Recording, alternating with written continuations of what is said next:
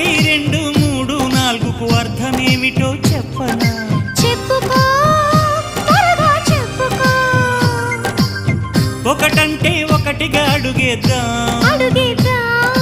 రెండంటే రెండు గుండెలను ముడిపెడదాం, మూడంటే మూడు ముళ్ళేసి ఆ తర్వాత నాలుగు కాలాల పాటు కలిసుందాం.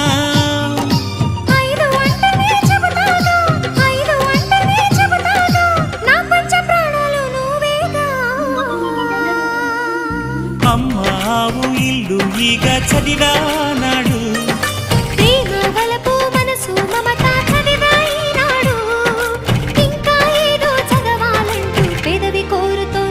భలేగా కొత్త చదువు చదువు, ఇలా నా ముద్దు కవిత చదువు, చెలి మురిపాల కథలు చదువు.